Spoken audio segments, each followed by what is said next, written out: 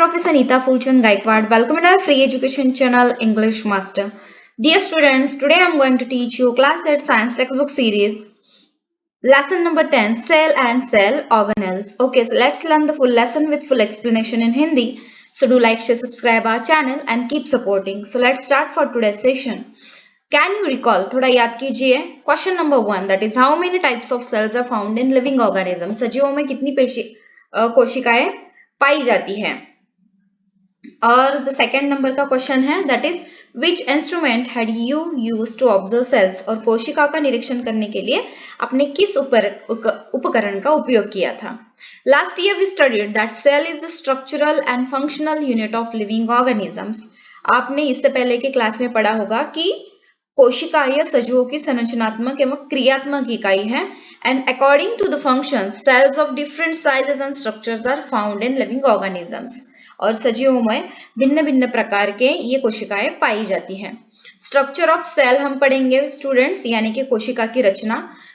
आपके लिए एक होमवर्क है that is this is the image number 10.1, plant cell and animal cell. Look at this, ये है वनस्पति कोशिका, it means this is the plant cell and this is the animal cell यानी कि प्राणी कोशिका. यहाँ पर ये जो टेबल्स हैं, ब्लैंक टेबल्स, ये आपको फिलअप करवाने. इट मीन्स कि किस पार्ट को क्या बोला जाता है. ठीक है, सो ये आपको कंप्लीट करना है. And observe the following figure, write the name and complete the chart. ये चार्ट आपको कंप्लीट करना है. There is one more chart for you students, that is this is the table. Component जो भी एनिमल सेल या फिर planet cell में absent है या फिर प्रेजेंट है, ये आपको लिखना है. ओके, सो ये दो आपके होमवर्क्स है. सो चलिए मैं आपको हेल्प करूंगी इनको सॉल्व करने के लिए. We must study of the cell to understand the processes occurring within the cell. यानी कोशिका में कार्य किस प्रकार होता है, इसे समझने के लिए हमें कोशिका के प्रत्येक घटक का स्टडी करना पड़ेगा. So let's learn components of cell. Look at this, components of cell.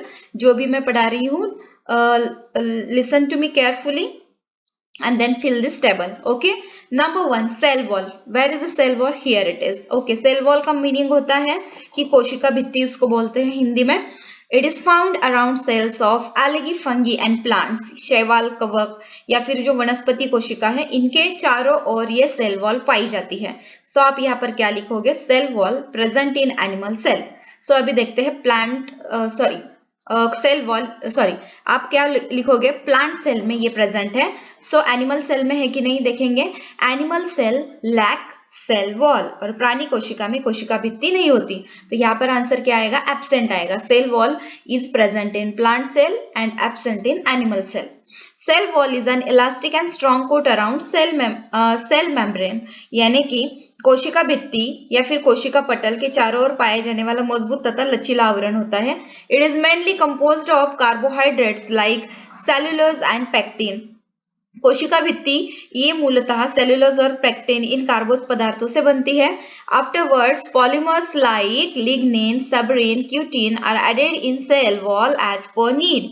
कोशिका के आधार पर यहाँ पर क्या है कि कुछ कालावधि के बाद आवश्यकता अनुसार लिग्निन, सुबेरिन, क्यूटिन जैसे बहुलक कोशिका भित्ति में तैयार होते रहते हैं. Functions of cell wall are to support and to protect the cell by preventing entry of excess water in the cell. और ये क्या काम करती है? अतिरिक्त जल को रोककर कोशिका का संरक्षण करने का काम सेल वॉल करती है. Okay, let's learn number 2, components of cell, that is plasma membrane और सेल मेम्ब्रेन इनको बोलेंगे हम. ठीक है, so it is a thin, fragile and elastic covering that separates the cell components from outer environment. इसको हिंदी में कहते हैं प्ररस कला या फिर कोशिका कला. और यह कोशिका के चारों ओर पाया जाने वाला पतला, कोमल एवं लचीला आवरण है जो कोशिका के घटकों को बाहरी परिवेश से अलग रखता है. So let's check. Look at this is the image number 10.2, that is structure of cell wall. Okay, cell wall का यह structure है. Structure of plasma membrane protein molecules are embedded in 2 layers of phospholates. Okay, so यहाँ पर देखिए students कि वसायुक्त द्विस्तर यानी कि phospholipid के बीच घुले हुए प्रोटीन के अणु ऐसी प्ररस कला की रचना होती है. Plasma membrane is said to be a selectively permeable membrane as it allows some substances to enter the cell while prevents other substances. यानी कि ये जो प्लाज्मा मेम्ब्रेन है ये कुछ निश्चित पदार्थों को अंदर बाहर जाने देती है तो कुछ पदार्थों को रोकती है. इसलिए इसे क्या कहते हैं? Selective,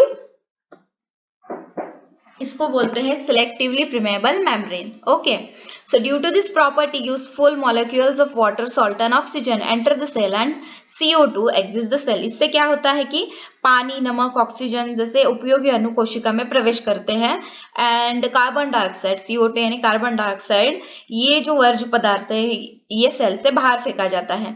If any changes occur outside the cell, the cellular environment does not change due to plasma membrane.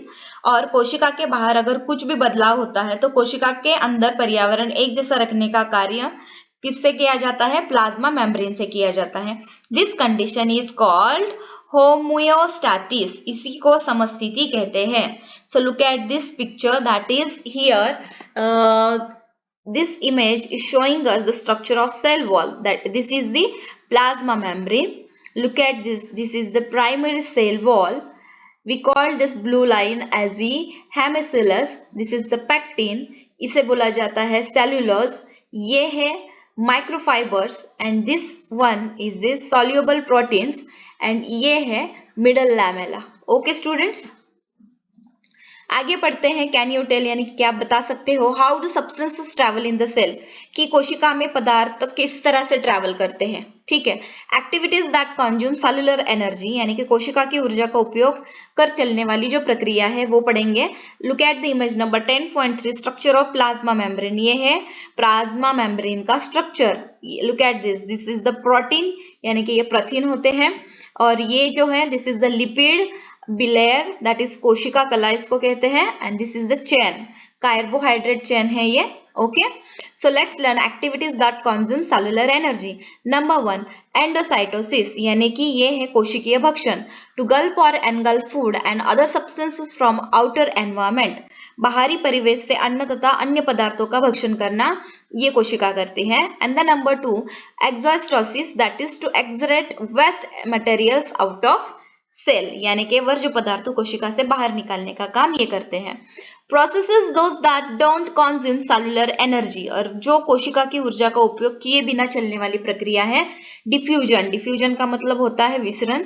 Entry और exit of small molecules like O2 and CO2, oxygen, carbon dioxide जो है इन जैसे छोटे अणुओं का कोशिका में प्रवेश होना या फिर बाहर जाना, इस कार्य को कहते हैं डिफ्यूजन यानी कि विसरण. The number 2 is osmosis means parasaran, the traveling of water from a part with more water to a part with less water through a selectively permeable membrane is osmosis. It is a physical process with 3 possibilities. पानी के अधिक अनुपात वाले भाग से पानी के कम वाले भाग की ओर जो इनका ट्रैवल होता है, परासरण, इसको परासरण कहते हैं यानी कि ऑस्मोसिस कहते हैं. और ये भौतिक क्रिया होकर तथा इसके होने की 3 भिन्न भिन्न संभावनाएं हो सकती है. Look at this image 10.4. Here this images are explaining the process of osmosis यानी परासरण. Look at the osmosis in plant cell and the animal cell. तो osmosis in plant cell like this. यहाँ पर देखिए H2O यानी ये जो पानी की मात्रा है एंड लुक एट दिस, पानी को अंदर जाने के लिए और बाहर फेंकने के लिए जो काम होता है that is the osmosis in plant cell. Okay, और ये है this is the part is vacuole यानी कि रिक्तिका इसको बोलते हैं. Look at this hypertonic. Hypertonic यानी कि अति पारसरी इसको हिंदी में बोलते हैं. ये है आइसोटोनिक, इट इज संपरासरी एंड हाइपोटोनिक इट इज अपरासरी. ठीक है. Osmosis in animal cell. This is the image of osmosis in animal cell. Research यानी कि एक खोज है. Keep 4-5 raisins in water and observe after an hour. तो आपको किशमिश 4-5 पानी में भिगो कर रखनी है, उसको 1 घंटे बाद आपको देखना है. Afterwards keep the same resins in sugar solution and observe after an our. उसके बाद वही किशमिश शक्कर के सॉल्यूशन में रखना है और 1 घंटे बाद उसको भी आपको ऑब्जर्व करना है. Note down the observations and discuss in the classroom. उसके बाद उसमें जो भी चेंजेस आपको दिखते हैं वो आपको नोट डाउन करके क्लासरूम में डिस्कस करने हैं. नंबर 2 आपको क्या करना है. Wooden doors fit very tightly in rainy season. Why does it happen, कि बारिश के मौसम में लकड़ी के दरवाजे बहुत ही पैक बैठ जाते हैं. ठीक है, आसानी से खुलते नहीं. तो ऐसा क्यों होता है ये आपको ढूंढ के निकालना है. Number A, let's learn isotonic solution. यहाँ पर हमने इमेज देखा, ठीक है। सो ये डायग्राम जो हमने देखा है, इसके बारे में अभी हम पढ़ेंगे। That is isotonic solution, medium outside and inside the cell has same proportion of water, water doesn't go in और आउट। तो यह जो होता है आइसोटोनिक सॉल्यूशन, ये कोशिका के परित रहने वाले पानी का अनुपात कोशिका के भीतर के पानी के बराबर होता है, इसलिए पानी अंदर या बाहर नहीं जाता। नंबर 2, हाइपोटोनिक सॉल्यूशन से क्या होता है? The cell has less water than outside medium, so water enters the cell. So कोशिका के बाहर रहने वाला पानी का अनुपात कोशिका के भीतर के पानी की अपेक्षा अधिक होने से बाहरी पानी कोशिका में प्रवेश करता है। This is called endosmosis. इसी को अंतःपरासरण या फिर एंडोमोसिस कहते हैं। Example, if raisins are kept in water after some time they swell and become turgid. तो क्या होता है कि सूखी हुई किशमिश अगर पानी में रखने पर कुछ समय बाद वो फूल जाती है। Okay, so number C, hypertonic solution. So hypertonic solution में क्या होता है students? The cell has more water than the outside medium, so water comes out of the cell. यानी कि कोशिका के भीतर के पानी का जो प्रमाण होता है वो अधिक होने के कारण वो कोशिका के बाहर पानी निकल जाता है, ठीक है। यानी कि एग्जांपल है, fruit pieces are kept in thick saturated sugar solution, the water from fruit pieces enter the sugar solution. अगर आपने फलों के टुकड़ों को शक्कर के पानी में डालकर उसे रख दिया तो पानी शक्कर के द्रव्य से घुलकर थोड़ी देर बाद वो टुकड़े सिकुड़ जाते हैं। So the fruit pieces shrink after a while. If plant cell or animal cell is kept in hypertonic solution, water comes out of the cell by the process of exomosis and there is contraction of uh, cytoplasm. This process is called प्लाज्मोलिस। तो इसे कहते हैं, ये जो प्रक्रिया है, ये जीव द्रव्य कुंचन, ये प्रक्रिया इसको कहते हैं, ठीक है। So let's learn next cytoplasm. Okay, so cytoplasm यानी क्या कि कोशिका द्रव्य कहते हैं इसको। ऑनियन पिलिंग, जो ऑनियन होता है हमारे घर में, प्याज की झिल्ली। So look at this cells of onion peeling, cell wall, nucleus and cytoplasm and vacuole. So these are the important parts. Let's learn. Have you seen the fully turgid rectangular cell of onion peeling? प्याज के छिलकों में अत्यधिक द्रव से भरी हुई आयताकार कोशिका क्या आपने कभी देखी है? सो इसको cytoplasm is the fluid between plasma membrane and nucleus. प्ररस यानी कि ये जो साइटोप्लाज्म है is the fluid between plasma membrane and nucleus के बीच में यह पदार्थ होता है। It is a moving sticky substance, ये चिपचिपा पदार्थ होता है। Many cell organelles are suspended in cytoplasm, और इस प्रोसेस में कई कोशिकांग बिखरे हुए होते हैं। Cytoplasm is the medium for cellular chemical reaction, और कोशिका में रासायनिक अभिक्रिया जो होती है ये कोशिका द्रव्य का एक माध्यम है। The part of cytoplasm other than organelles is the cytosol. तो कोशिका के जो अंग है, इनके अलावा कोशिका में जो कोशिका द्रव्य भी होता है। Cytosol stores whittle substances like amino acids, glucose, vitamins etcetera.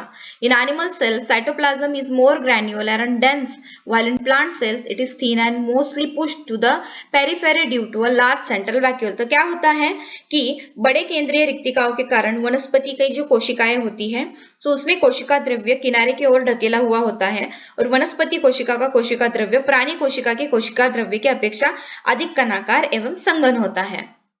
Next, cell organelles यानी कि कोशिका अंगक पढ़ेंगे अभी हम। Look at this picture number 10.6, electron microscope. ये होता है इलेक्ट्रॉन सूक्ष्मदर्शी।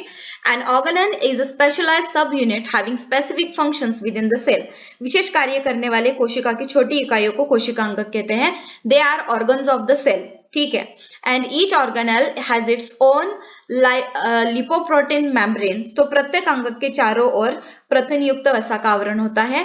Accept nucleus and chloroplast, all other organelles can be seen only with electron microscope. केंद्रक तथा हरित लवक के अलावा अन्य सभी अंगों को केवल इलेक्ट्रॉन सूक्ष्मदर्शी द्वारा ही देख सकते हैं।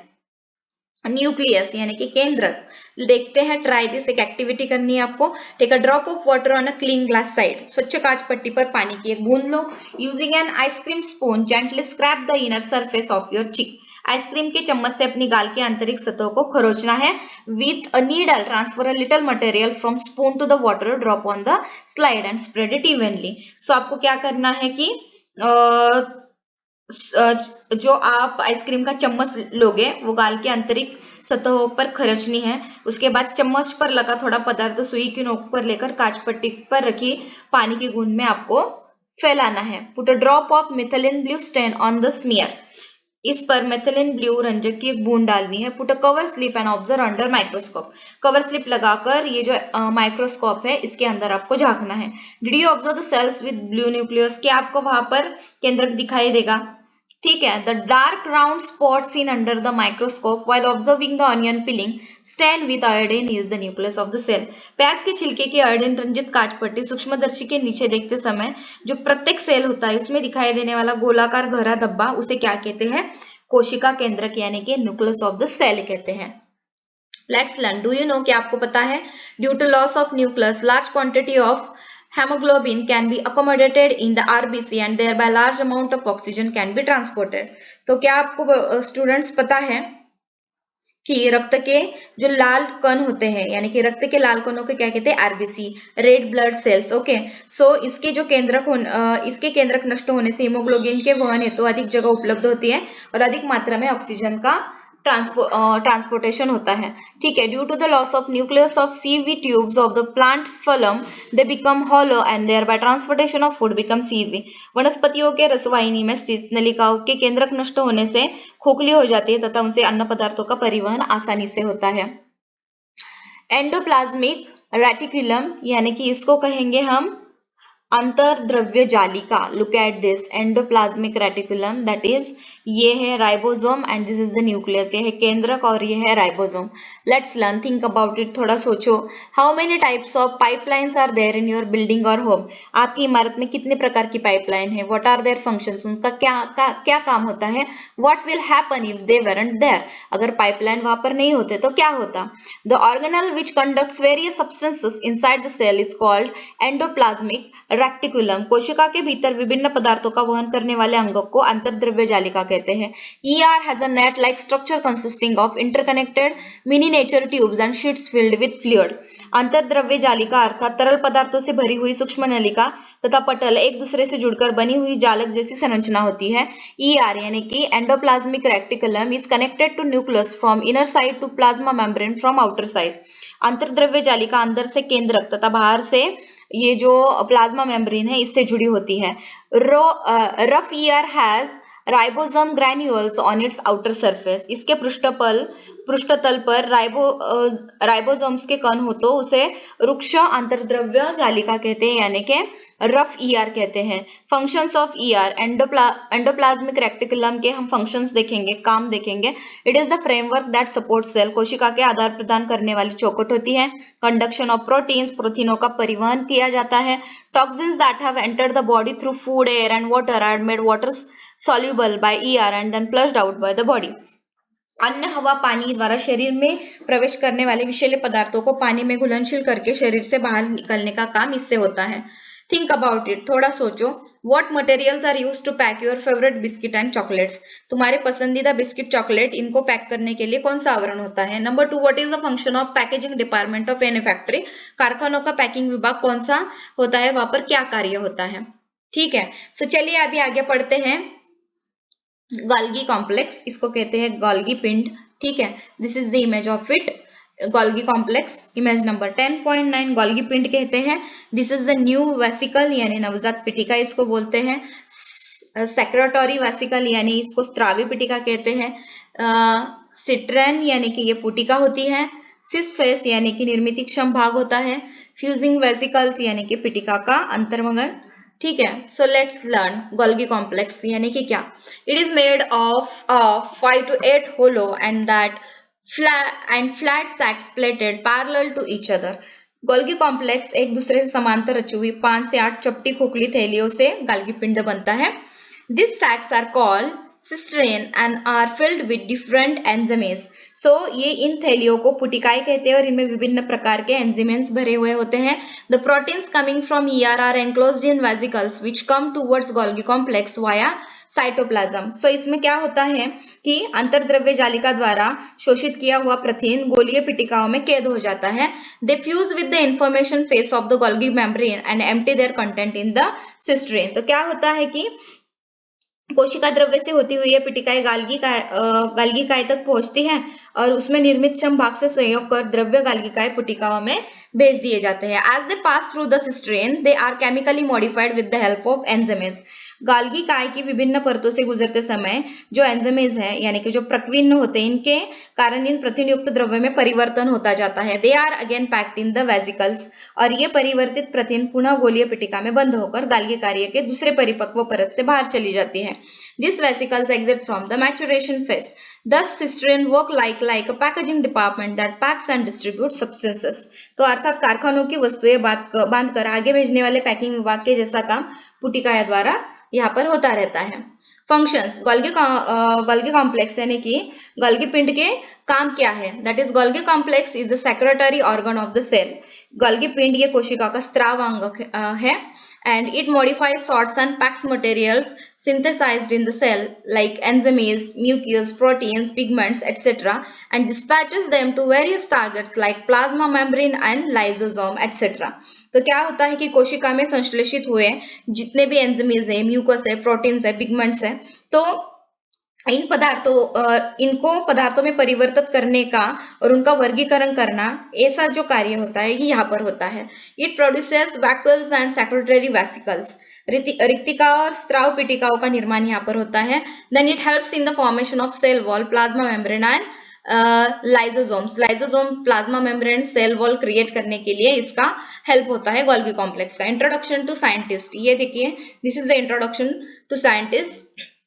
So, Camillo Golgi described the Golgi complex for the first time. He developed the staining technique called black reaction, and with the help of it, he studied nervous system. So, students, जो Camillo गाल्गी है, ये जो वैज्ञानिक थे, इन्होंने सबसे पहले गाल्गी complex का वर्णन किया है एंड उन्होंने काली अभिक्रिया इस रंजक तकनीक को विकसित किया और इस टेक्निक से उन्होंने तांत्रिक संस्थान का गहन अध्ययन किया।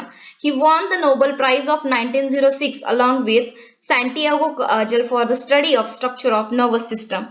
तो तांत्रिक संस्थान की संरचना इस अध्ययन के लिए सैंटियागो काजल इस वैज्ञानिक के साथ उन्होंने 1906 में नोबेल पुरस्कार जीता था।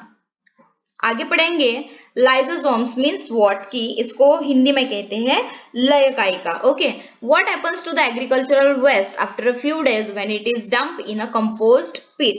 खेती के काम में निर्माण होने वाला जो कंपोस्ट होता है, ठीक है, जो कचरा होता है, उस कचरे को कंपोस्ट के गड्ढे में डालने पर कुछ दिनों बाद उस पर क्या प्रक्रिया होती है, क्या आप बता सकते हो? Due to various metabolic activities in the cell organic waste is generated.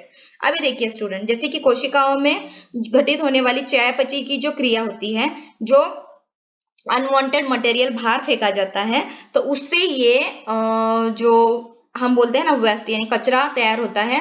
Lysosome digest the waste. Lysosome क्या करता है, वो जो अन्न होता है, ठीक है, यानी कि जो वेस्ट प्रोडक्ट होता है उसको डाइजेस्ट करने का काम करता है। And lysosomes are simple single membrane bound sacs filled with digestive enzymes. और ये जो होती है, ठीक है, लयकायिका सामान्यतः इकहरे पटल द्वारा वेष्टित थैली होकर उसमें पाचक रस होता है। So let's check through the image. Let's check this image number 10.10 lysosomes, that is enzyme complex and single membrane. यह है एकहरा भित्ति आवरण और ये जटिल प्रकीर्ण। इसके फंक्शंस क्या होते हैं? ह्यूमन सिस्टम यानी रोग प्रतिकारक प्रक्रिया, इम्यूनिटी बढ़ाने का काम। It destroys viruses and bacteria that attack the cell, यानी कि कोशिका पर आक्रमण करने वाले जो बैक्टीरिया होते हैं, विषाणु होते हैं, इसको नष्ट करने का काम लाइसोसोम्स करते हैं। Demolition squads, it is destroys worn out cellular organelles and organic debris, इसको ऑटोलाइसिस कहते हैं, यानी कि ये कमजोर कोशिका अंगों को सेंद्रीय मलबा और जो वर्ज्य पदार्थ होते हैं उनको बाहर फेंकने का काम करता है, ठीक है। सुसाइड बैग्स यानी आत्मघाती थैली। When a cell becomes old और is damage, lysosome burst and enzyme is digest their own cell. तो जब कोई कोशिका यानी कि डैमेज हो जाती है, ठीक है, तो ये जो लाइसोसोम्स होते हैं ये क्या काम कर जाते हैं, ये फट जाते हैं और उसमें जो पाचक रस होता है वो कोशिका का पाचन कर लेता है, ठीक है। So during starvation lysosomes digest stored proteins and fats. भूखमरी के समय लयकायिका कोशिका में जो संग्रहित प्रथिन और वसा होता है इनका पाचन करती है। आगे पढ़ेंगे, look at this image number 10.11 mitochondria. Okay, mitochondria that is the इसको कहते हैं हिंदी में तंतु कनिका। कैन यू टेल, क्या आप बता सकते हो? Which type of energy is required to run the fans, computers and electric bulbs, यानी कि जो फैंस होते हैं, कंप्यूटर्स, इलेक्ट्रिक बल्ब, इनको यानी कि चलाने के लिए कौन सी ऊर्जा की कौन सी एनर्जी लगती है? Each cell requires energy and this energy is produce in the mitochondria. तो क्या होता है, प्रत्येक कोशिका को ऊर्जा की आवश्यकता होती है और कोशिका को ऊर्जा प्रदान करने का काम माइटोकॉन्ड्रिया में किया जाता है। Under the electron microscope mitochondrion is seen as a double membrane structure. अगर आप इलेक्ट्रॉन माइक्रोस्कोप से देखोगे तो उसके नीचे देखने के बाद तंतुकणिका द्विकला आवरण से युक्त संरचना बनी दिखाई देती है। The outer membrane is porous and the inner membrane is deeply folded. जो आउटर मेम्ब्रेन होता है वो पोरस होता है एंड इनर मेम्ब्रेन ये डीपली फोल्डेड हुआ होता है। Look at here, this folds are called cristae. इसको क्रिस्टाई कहते हैं, यानी कि what we said in Hindi कि ये मुड़े हुए होते हैं। लुक एट दिस, कैसे फोल्ड, यहाँ पर फोल्डेबल दिख रहे हैं। This is the inner membrane है और ये है outer membrane. Okay, and the inner cavity is filled with proteinaceous gel like matrix containing ribosomes, phosphate granules and DNA. और इसमें राइबोसोम्स, फॉस्फेट तथा डीऑक्सीराइबो न्यूक्लिक अम्ल, इसको कहते हैं डीएनए। ठीक है, डीएनए का लॉन्ग फॉर्म क्या होता है? Deoxyribo nucleic acid. ठीक है, सो ये यहाँ पर होता है। Therefore it can produce its own proteins. तो ये खुद के प्रोटीन्स तैयार करता है। With the help of enzymes mitochondria oxidize carbohydrates and fats in the cell. The energy released in this process is stored in the mitochondria in the form of ATP, यानी कि adenosine ट्रीफॉस्फेट। ठीक है, adenosine phosphate, adenosine triphosphate, इसके रूप में ये ऊर्जा प्रदान करता है। Plant cells have less mitochondria than animal cells. तो यहाँ पर एक बात ध्यान में रखिएगा कि प्राणी कोशिका की अपेक्षा वनस्पति कोशिका में ये जो माइटोकॉन्ड्रिया है, ठीक है, माइटोकॉन्ड्रिया ये कम होता है। ठीक है, एंड फंक्शंस इसके क्या है? To produce energy rich compound which is ATP. तो ऊर्जा से समृद्ध एटीपी का जो निर्माण है यहाँ पर ये करता है। Number 2, synthesis of proteins, carbohydrates, lipid etcetera by using the energy in ATP. तो एटीपी में संग्रहित ऊर्जा का उपयोग कर प्रोटीन, कार्बोज व संयुक्त पदार्थ का संश्लेषण करता है। डू यू नो, क्या आपको पता है mitochondria are absent in RBCs, यानी कि लाल रक्त कणों में ये नहीं होता है। Due to this oxygen which is carried by them is not used for themself. इसकी वजह से कोशिकाओं में जो ऑक्सीजन का वहन करती है वो स्वयं के लिए उसका उपयोग नहीं कर पाती है। यूज योर ब्रेन पावर, दिमाग की बत्ती चलाओ। What is the benefit of folding of inner membrane in mitochondria? That is, तंतुकणिका का आंतरिक आवरण शिखायुक्त होने का क्या हमको उपयोग होता है? दैट इज, इसको कहते हैं वैक्यूलस, यानी कि रिक्तिका, vacuoles. Okay, vacuoles are the storage sacs for solid और liquid contents. They don't have any typical shape और साइज। अभी देखिए कि कोशिका के घटक द्रव्यों का संग्रह करने वाली कोशिका अंग अर्थात रिक्तिका है, एंड जो रिक्तिका है उसका कोई विशिष्ट आकार नहीं होता। The structure of the vacuole changes are according to the need of the cell. और कोशिका की आवश्यकता अनुसार उसका स्वरूप बदलता है। Vacuole is bound by single membrane और रिक्तिका इसके आवरण युक्त, इकहरे आवरण युक्त होती है। Look at this, this is the image number 10.12 and let's learn the functions to maintain the osmotic pressure of the cell, यानी कि कोशिका का जल विसारक दाब नियंत्रित रखने का काम ये करता है। To store metabolic by products and end products, यानी कि ग्लाइकोजन, प्रोटीन्स, वाटर एक्सेट्रा। चयापचय की क्रिया में ये ग्लाइकोजन प्रोटीन पानी का उत्पाद करता है। In animal cell they store waste products and food while in amoeba it stores food before digestion. देखिए, प्राणी कोशिका की रिक्त वर्ज्य पदार्थों का ये संग्रहण करता है और अमीबा की रिक्तिका पाचन के पूर्व खाद्य पदार्थ से ये ऑब्जर्व करता है, यानी कि स्टोर कर लेता है। In plant cell vacuoles are full of cell sap and provide turgidity rigidity to them. तो इससे क्या होता है कि वनस्पति कोशिका की रिक्तिका में कोशिका द्रव भरा होकर वे कोशिका को दृढ़ता तथा कठोरता प्रदान करता है। Plastids, okay, plastids means what? लवक। Why are plant leave green and flower red, yellow और ऑरेंज और ब्लू? तो आपको कभी ये दिमाग में नहीं आता कि वनस्पतियों की पत्तियों को हरा तो फूलों को लाल, पीला, केसरी, नीला ऐसा रंग क्यों होता है? The organelle which gives such colors is present only in the plant cell. It is called plastid. So ये जो एक अंग होता है, ये सिर्फ वनस्पति कोशिका में पाया जाता है, तो इसको कहते हैं plastids. Plastids have double membrane and are two type, ये डबल मेम्ब्रेन होता है और ये टू टाइप्स के होते हैं। Colour of the plant and pigment, look at this table, वनस्पति के अवयव का रंग और रंग द्रव्य। ग्रीन, ग्रीन लीव जो होते हैं हरे पत्ते, उसमें क्लोरोफिल होता है। ऑरेंज में क्या होता है, कैरोटीन होता है। येलो में होता है ज़ांथोफिल होता है। पर्पल ब्लू कलर का जो होता है उसमें होता है एंथोसाइसिन, एंड डार्क पिंक जो होता है उसमें होता है बिटालिन्स। ओके स्टूडेंट्स, अभी देखेंगे हम ल्यूकोप्लास्ट, व्हाइट और colourless plastids, and chromoplast, this is coloured plastid. यहाँ पर देखिए जो ल्यूकोप्लास्ट है वो होता है सफेद या फिर रंगहीन, और जो क्रोमोप्लास्ट होता है ये होता है रंगीन लवक। ठीक है, so chloroplast can get converted into other types of chromoplast. तो इसका काम क्या होता है कि ये हरित लवक, वर्ण लवक होकर अन्य प्रकार के वर्ण लवकों में ये रूपांतरित हो जाता है। Example, raw green tomatoes turn red due to breakdown of chlorophyll and synthesis of lycopene. So क्या हो जाता है स्टूडेंट्स, कच्चे हरे टमाटरों को पकने के बाद हरित लवक का रूपांतरण लाइकोपीन में होने से टमाटर को रेड कलर आ जाता है। तो आपको क्या करना है, इंटरनेट पे ये जानकारी लेनी है, that is collect the information about more colours observed in the flower and fruit and the responsible pigments and complete the above chart. इसी तरह से आपको आगे वेरियस फ्लावर्स फ्रूट्स के नाम लेकर उसमें कौन सा पिगमेंट पाया जाता है वो चार्ट कंप्लीट करना है। ओके, सो आगे पढ़ेंगे, दैट इज क्लोरोप्लास्ट। क्लोरोप्लास्ट का मतलब होता है स्टूडेंट्स हरित लवक। Look at this is the image of the chloroplast, and इसकी हमें एक एक्टिविटी करनी है। Take out a thin peel of rhoeo और croton leaf and observe the chromoplast under the compound microscope. तो आपको क्रोटन या फिर रियो वनस्पति की पत्ती लेनी है और उसको माइक्रोस्कोप के नीचे रखकर चेक करना है। That is chloroplast are important for the photosynthesis process that takes place in the leaves. तो आपको ये बात पता होनी चाहिए कि जो फोटोसिंथेसिस, प्रकाश संश्लेषण की प्रक्रिया जो होती है, तो वनस्पतियों की पत्तियों में होने वाली ये जो प्रकाश संश्लेषण की प्रक्रिया है, तो ये हरित लवक अत्यंत आवश्यक होते हैं। So chlorophyll in chloroplast trap solar energy and converts it to chemical energy. तो ये क्या होता है, हरित लवक और सौर ऊर्जा का रासायनिक ऊर्जा में रूपांतरण करते हैं। Stroma in the chloroplast contains enzymes, DNA, ribosomes and carbohydrates that are necessary for photosynthesis.